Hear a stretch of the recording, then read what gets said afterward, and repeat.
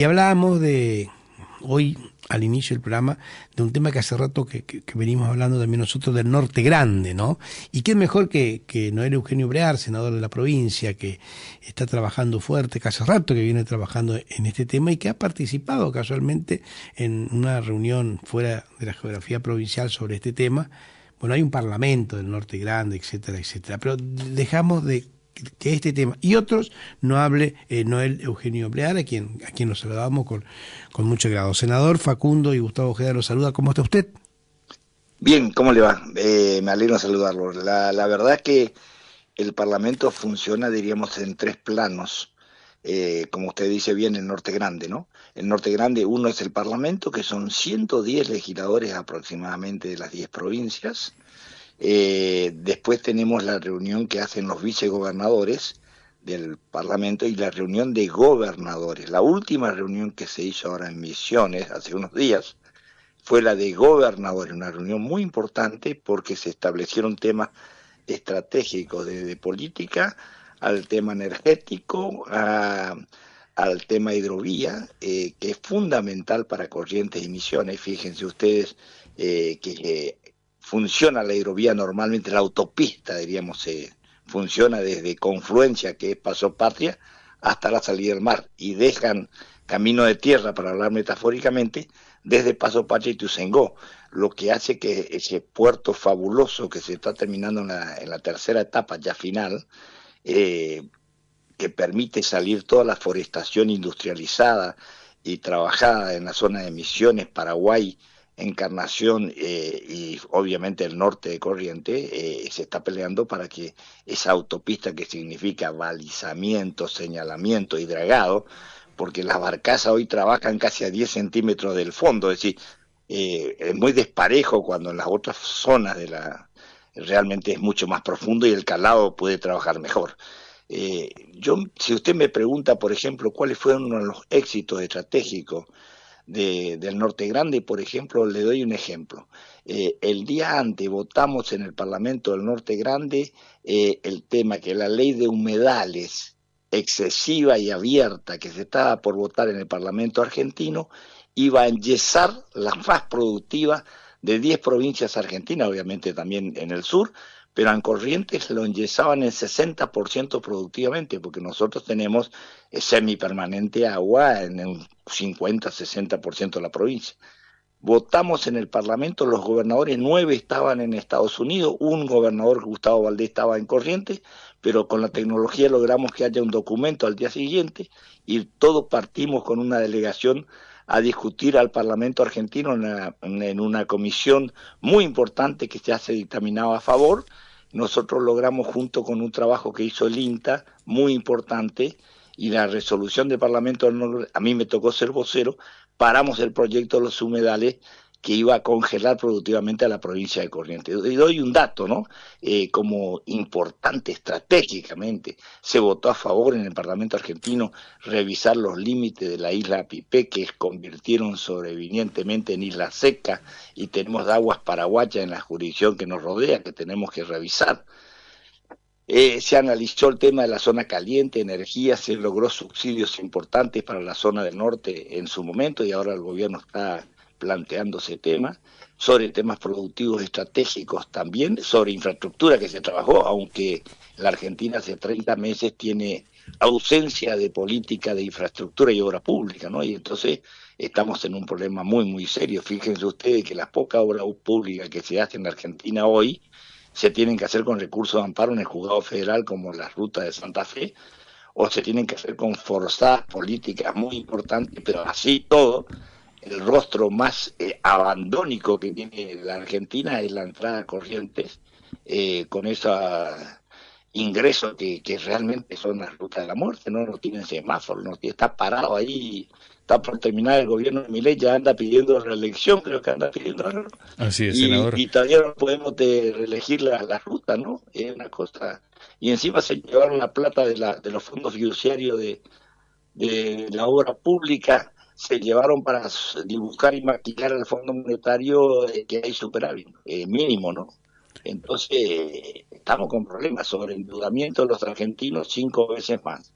Las pymes que se caen, Recién le leí a mi coreano en Infobae, el 20% de los ganadores en Argentina contra los 80 perdedores, el 20% genera muy poca mano de obra y el 80% que pierde es la que mantiene los 8 millones de trabajadores en Argentina. Entonces, tenemos un problema muy serio y realmente, bueno, gracias a todas estas cosas también paradójicamente, logramos que con la bandera de Islas Malvinas, logramos con que la gente empezó a en las encuestas estar en contra, a parar la ley de tierra donde poníamos en disponibilidad de venta barata y de alquileres baratos.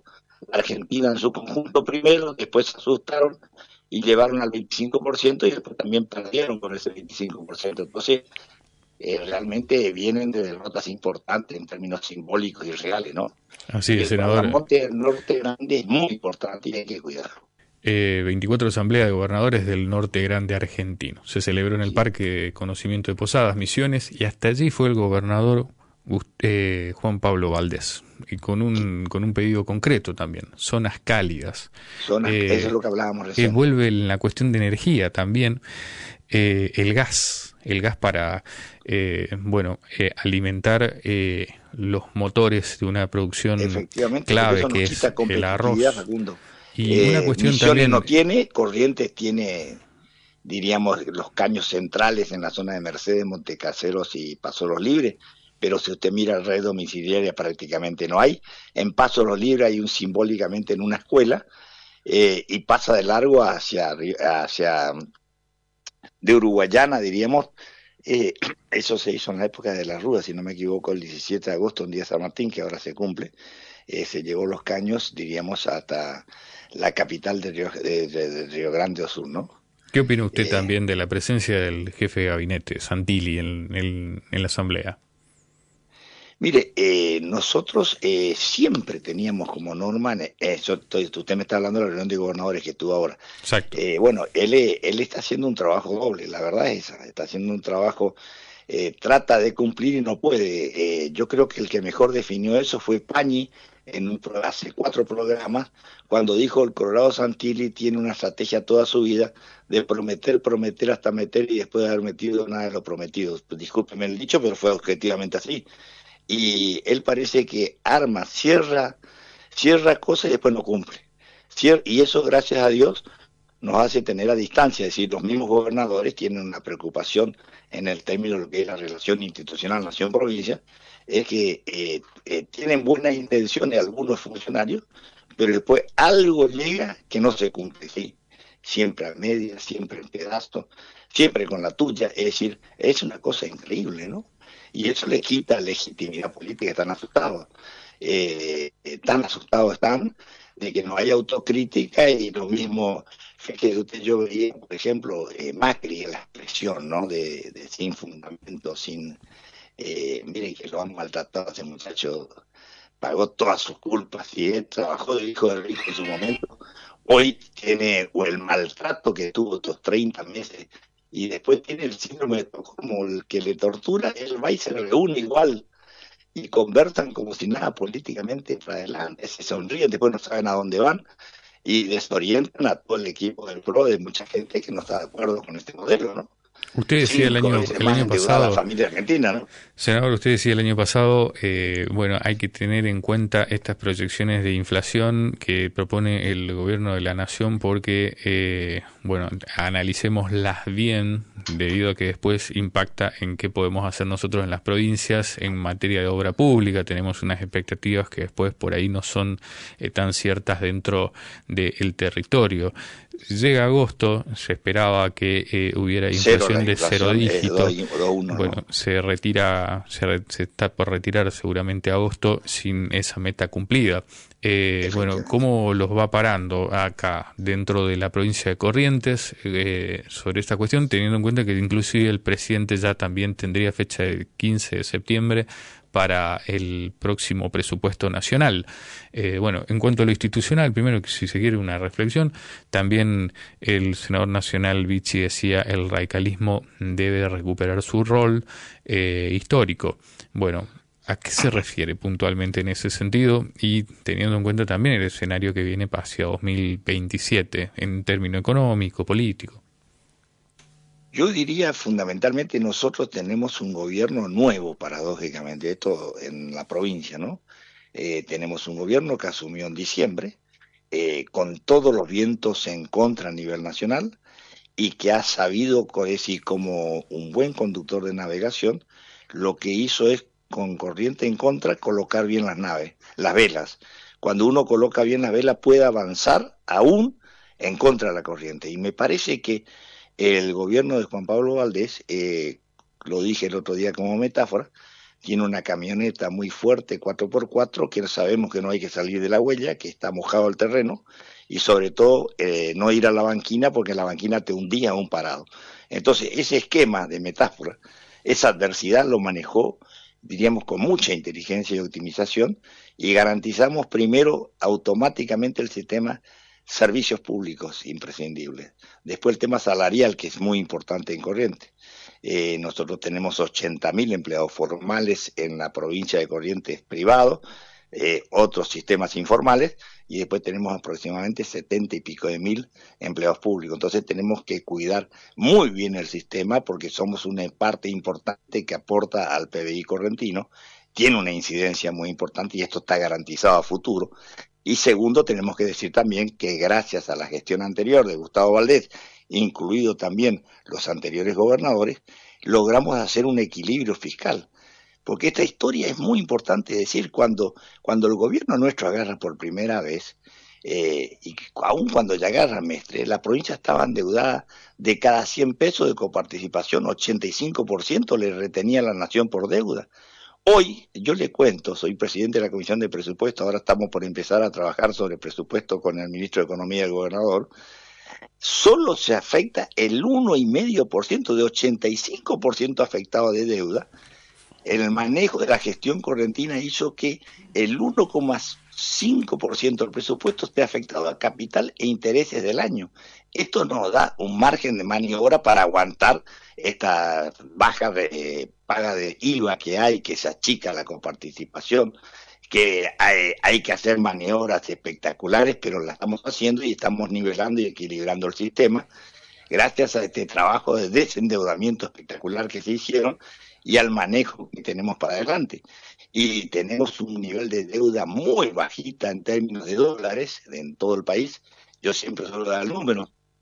Las provincias deben 22.000 millones de dólares en el país, dólares, y nosotros debemos solo 20 millones de dólares. Es decir, prácticamente porque eso fue una decisión del gobierno anterior de Gustavo Valdés y continúa Juan Pablo Valdés, que no, eso fue una reunión de gabinete en Goya cuando dijo ningún funcionario se endeuda en dólares porque realmente, imagínese usted en la época de Cristina Kirchner que había un dólar oficial que te pagaban 300 y valía 800 para afuera, era prácticamente de darte 3 veces más. Y muchos gobernadores no entendieron ese tema y sufrieron lo que es el sobreendeudamiento en dólares.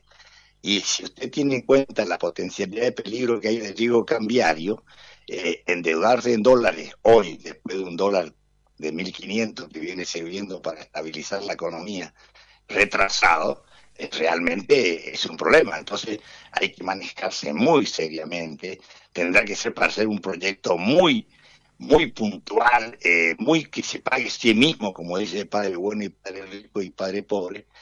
Las deudas buenas son las que se pagan solas.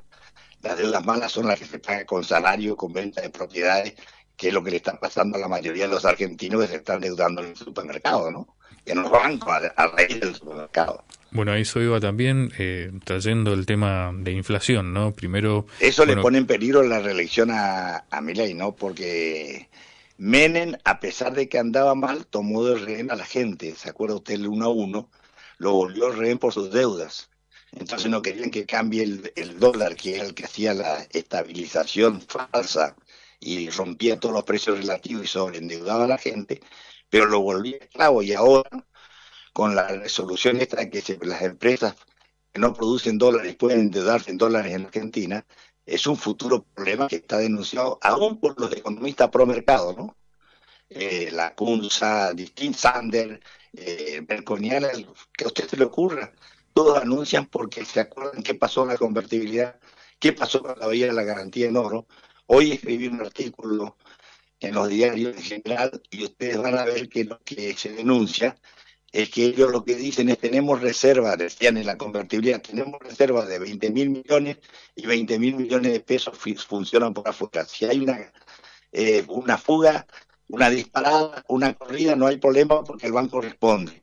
Y lo que no se acordaron es que la puerta 12 de River en su momento, cuando todos juntos quieren retirar, no es solo los 20.000 millones que están en el Banco Central, sino los agregados financieros, que es la moneda fiduciaria de los bancos, que con los préstamos crean más cantidad, lo que debíamos era 50.000 millones, necesitábamos, no 20.000. Y ahí explotó la convertibilidad. Sí, hoy el Tener dólar. cuidado, Milei, de no excederse en la dosis, porque realmente si no puede tener una corrida cambiaria como tuvo el año pasado, que le salvó Trump, pero Trump ya este año pierde en noviembre, el primer martes de noviembre, son las elecciones, todo el mundo anuncia la derrota de Trump, sí que esto puede hacer que se disminuya el furor que hay en la extrema derecha del mundo, ¿no? Sí, hoy el dólar a 1.460 y un Bitcoin a 92 millones de pesos. Y Sí, sí, un sí. poco más, un Pero lo que le sistema quiero traer totalmente tranquilidad, Facundo, distinto. es que Corrientes, a pesar de los vientos en contra, sabemos acomodar las velas. Juan Pablo Valdés lo está conduciendo con mucha seriedad. Ahí está el interés general. Todo el partido y los distintos partidos y la opinión pública en general acompañan a este gobernador que no solo administra la crisis, sino genera ideas inteligentes para el futuro en distintos proyectos. Y ayer vimos cómo en una de las rurales de Corrientes, porque hay muchas rurales en Corrientes, ayer fue la de Riachuelo, anunció ese sistema tripartito de financiaciones para la política de 1,5 millones de terneros, la fortaleza productiva, créditos para financiar el sistema de terminación del ganado y que no se vaya el ternero a Corrientes y sirvamos para que los kilos vayan a otra provincia y armemos un sistema mucho más productivo. Y bueno, me parece que eso el Ministerio de la Producción, con la decisión política del gobierno o del gobernador, es muy importante porque da un mensaje productivista, porque si no siempre ganan los bancos. Yo cuando veo ahora el sobreendeudamiento de las familias argentinas, veo que el que deposita le dan uno y ellos prestan a tres veces más. No hay economía que aguante, también lo escribimos, ¿no? En el tema del sobreendeudamiento argentino. Hay tres cosas en común en el sobreendeudamiento argentino que no depende del hombre que se endeudó de buena fe. Una es que le aumentaron los servicios públicos del 600% de que hace 30 meses. Otra es que la inflación es superior al aumento de sueldo. Y otra es que la tasa de interés es superior, muy superior a los intereses. Esto es imposible porque achica el salario y una barra de hielo que se derrite. Y yo decía en una radio de emisiones ayer, la solución de algunos argentinos sin problemas entre privados, como dice Milei, vayan y consulten con un abogado, preséntense en un concurso preventivo y suspendan el pago del capital e intereses y van a ver cómo los bancos y mi ley va a entender que es un problema sistémico causado por tres causas comunes públicas y no un problema entre particulares. Lo consulto también como presidente de la Comisión de Presupuestos, también un tema sensible esta semana, reforma de la Carta Orgánica del Banco Central, un tema ahí, bueno, muy agudo, financiamiento del Tesoro con fondos del Banco Central, es algo que produce en cono posiciones a favor y en contra. ¿Qué opina usted de este debate? Mire, parece razonable decir así rápidamente, esto en el 92 ya ocurrió, en la época de Cavallo, de que el Banco Central cuide la moneda.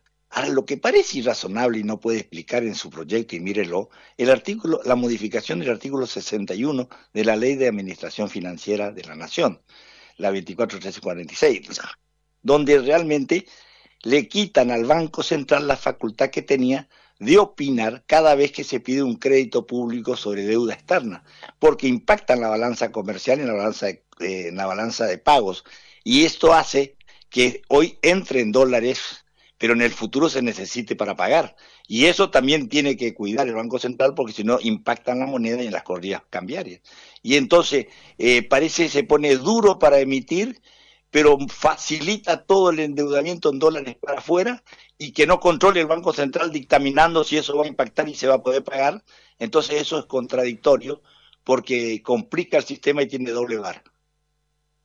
Hablaba usted también en el transcurso de las últimas semanas sobre la ley de sociedades, un debate que también está dentro del Senado de la Nación, pasó por comisión y bueno, se va a tratar en otra oportunidad. Advierte el oficialismo los riesgos de no tener una normativa al calor de lo que los sectores productivos demandan, ley de sociedades. ¿Qué no hay que perder de vista en este caso? Usted ya escribió al respecto. Mire, en la ley de sociedades tenemos que decir que hay algunas cosas que Sturzenegger trata de modernizar. Lo que pasa es que él tiene una mala costumbre que creo que hasta en la mesa política ya le prohibieron a futuro del gobierno. Mete colectivo, mete ley ómnibus, mete un montón de cosas que uno puede estar a favor de esto, en contra de esto. Y hay una cosa que pone en peligro y que yo creo que el debate de Harari, que escribió 3 libros, el israelita, el futurólogo, el que maneja, uno de los tipos que maneja mejor el tema científico, futurólogo, la nueva tecnología, discutió con Milley en un diario de Nueva York. Y lo trató Harari de aventurero tecnológico, porque tomaba demasiado riesgo de alquilar las propiedades argentinas, vender la tierra barata, de instalar los hubs de inteligencia artificial sin saber si va de socio, si va a tener royalty, si va a tener patentes, o si simplemente se va a insertar ciegamente y va a prestar los territorios baratos, la energía, el agua, recursos naturales que necesita espectacularmente y casi como una industria de todo un país necesitan de energía, y si no nos complican a todos, y este tema se está discutiendo en eso. Y otra cosa que es fundamental, aparece un caballo de Troya que es la inteligencia artificial dándole personería jurídica. La discusión está entonces que quita lo humano dentro de la responsabilidad y quién responde penalmente cuando la inteligencia artificial un daño, las responsabilidades que hay, todo eso se está discutiendo y Sturzenegger el único argumento que dio en la versión taquigráfica que leímos del Senado de la Nación es que hay una doctrina vieja de correr el velo en las sociedades jurídicas y que puede responder un ser humano como responde actualmente, pero eso es muy difícil de probar, dar conectividad, dar personalidad jurídica a una inteligencia artificial. Me parece que, primero, que no hay antecedentes en el mundo, ¿no? Estamos haciendo la aventura, como dice Harari, y entonces todas las cosas son peligrosas, y hay otras cosas que, bueno, disminuyen algunas sociedades, fortalecen otras sociedades, y después hay una cosa que puede atentar al federalismo, es el registro, no está delegada a la nación, un registro único nacional, cada provincia maneja, y esa coordinación informativa puede convertirse en un sistema nacional que te quita ventaja competitiva a una provincia que se maneja seriamente en el registro de sociedades, por ejemplo, ¿no? Sí, hay una cuestión que planteaba Débora Cohen, recuerdo, abogada, titular. Sí, hay que tener cuidado. Hay cosas, como es una ley colectiva, un colectivo, por ahí hay asientos que están bien y otros que están muy flojos y otros que hay que sacar. Sí, hablaba de la cuestión de las homonimias también, de sociedades que se registran bueno, en provincia y en nación en caso de que se cree el Registro Nacional de Sociedades. Bueno, también... este registro es provincial, lo que puede haber es coordinación. Me parece un error de los legisladores nacionales y acompañan eso porque atentan contra el federalismo argentino. Esta es mi opinión, estoy dando así.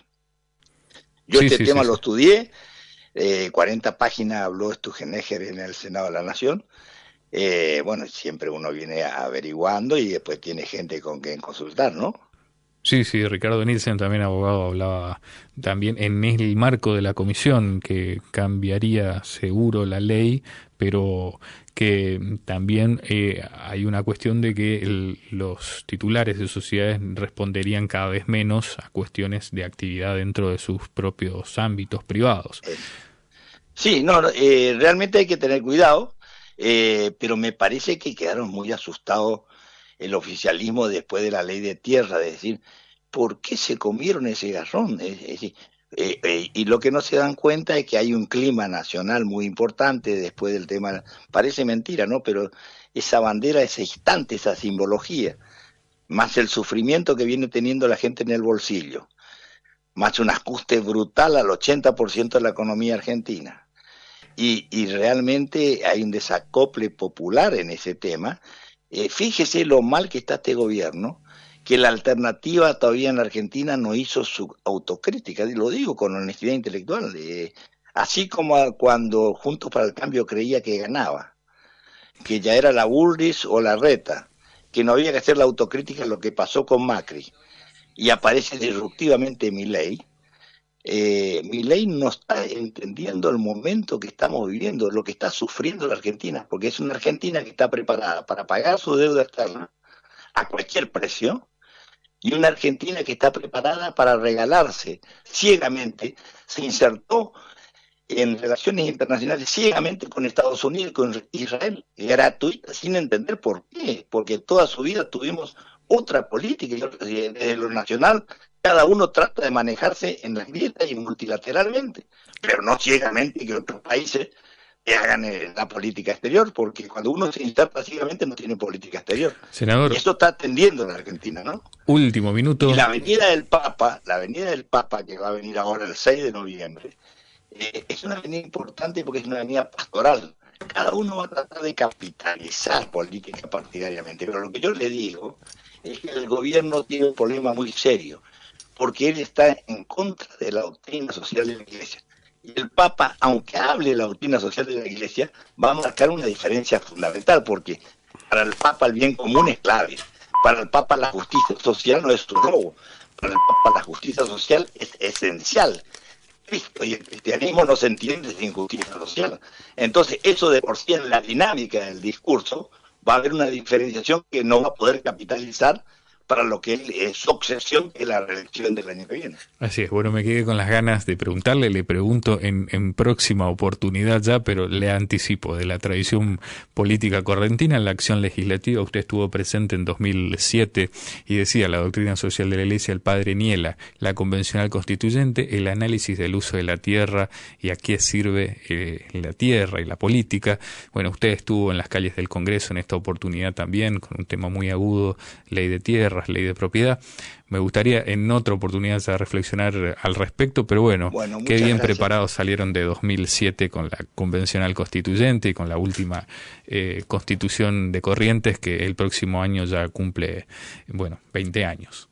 No tenemos tiempo, pero rápidamente le digo que tenemos el 15%, que tenemos el 7% de extranjeros en Corrientes, 93% son argentinos. Tenemos muy racionalizado el tema y solo tenemos una ley provincial que reglamentó ese artículo de la Constitución que permite que aquel que venga a instalarse con una pastera, con una cartonera y necesite una X cantidad de hectáreas para ese proyecto industrial que cierra el modelo productivo industrial correntino, pero que a la vez es nacional y que podemos pasar a exportar 2.000 a 3.000 millones de dólares la Argentina forestalmente, y nosotros en Corrientes 1.500 millones de dólares, y tenemos todo el cierre completo, es decir, cambia la estructura económica, genera una cantidad de empleo.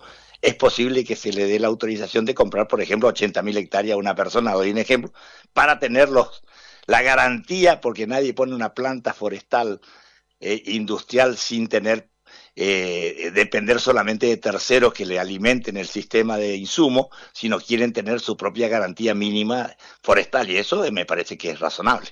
Bueno, muchísimas gracias. Autorizado por ley. Senador Noel Brear, presidente de la Comisión de Presupuesto del Senado de la provincia de Corrientes, dirigente histórico de la Unión Cívica Radical. Nos vamos. Por el LT7, Radio Provincia de Corrientes, FM 95.3. Esto fue La Otra Campana.